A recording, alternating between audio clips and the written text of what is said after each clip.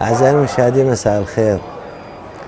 كهرمانة والأربعين حرامي هي قصة معروفة من ألف ليلة وليلة، لكن حتى كهرمانة بدأ التجاوز عليها، وقد يكون التجاوز غير مقصود. حادث الصدام نشر في بعض مواقع التواصل الاجتماعي سقوط مركبة في نافورة كهرمانة والأربعين حرامي. يا ترى ما هي أسباب هذا الحادث؟ الحادث وقع يوم الجمعة، ما يقارب الساعة بالوحدة ونص الجمعة، ساعة بالضبط بالوحدة ونص ظهرا. احنا راح نركز على هذه المركبة نوع كيا اوبتيما، قادم من بريد العلوية باتجاه ساحة كهرمانة.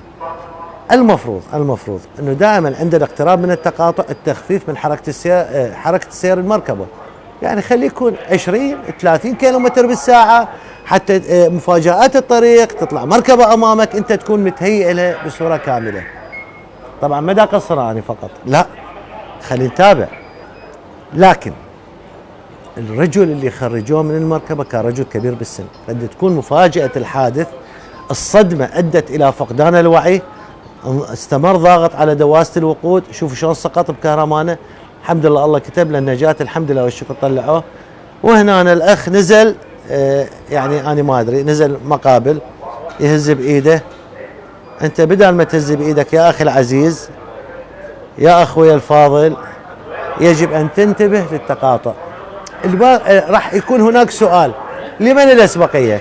احنا كهرمانة نسميها ساحة كهرمانة، لكن إذا تلاحظون هي شبه تقاطع، دائما الحركة تكون الأسبقية لمن في الساحة. لكن إذا نجي لمخطط الحادث نلاحظ أنه المركبة وصلت ودخلت إلى التقاطع قبل المركبة الزرقاء. لاحظوها أنتم بالبطيء وياي، لاحظوا دخولها، دخل الى التقاطع قبل المركبه الزرقاء، وشوف المسافه وين. لاحظوا هسه هنا اذا نرسم خط هذه المنطقه، لاحظوا الى هذه المنطقه بدا دخوله للتقاطع، وهذه المركبه لاحظوها وين اجت تدخل. طيب انت عينك يعني هنا مظله مرور واقفه موجوده، مظله المرور عندك حجب رؤيه، يجب ان تتوقف هنا تنتبه على المركبات يا اخي، انتبه. هسه شوف حتى لو الاسبقيه تقول الي الاسبقيه، انتبه. واحد ما منتبه، مو هاي حياتك. لاحظوا هسه بالبطيء شلون اجى. طيب ما استخدمت موقف، عينك وين انت؟ زين ما وعد سياره قدامك؟ هذا الحادث اللي صار، لاحظوا، والاصطدام حتى ما استخدم موقف هو. لاحظوا هذا الموقف اللي استخدمه مترتين، هذا اللي استخدمه الموقف، هذا غير مقبول.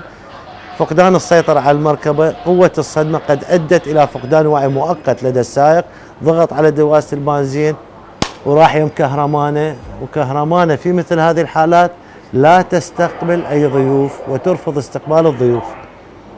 الأضرار اللي حدثت فدوى لهم، لكن أقول الحمد لله على سلامة ممثلين. الرجل كبير بالسن طلعوه من المركبة، نتمنى السلامة للجميع. هاي التقاطعات ونعرض دائما، وبعض الإخوان ينتقدون. خلي نثقف نفسنا مروريا إخواني الأعزاء. التقاطعات وما يحدث في التقاطعات وحوادث كارثية وقعت في التقاطعات، وقد كانت هناك في بعض الأحيان إصابات مميتة في التقاطعات. شنو السبب؟ الاقتراب من أي تقاطع خفف السرعة، خلي تكون سرعتك 30 كيلومتر بالساعة. أنت ايش قد راح تتأخر نص دقيقة، تتأخر 20 ثانية، هذه حياتك. 20 30 ثانية، دقيقة دقيقتين، فرق ما بين الحياة والموت، والباقي لكم. أنا أشكركم شكرا جزيلا.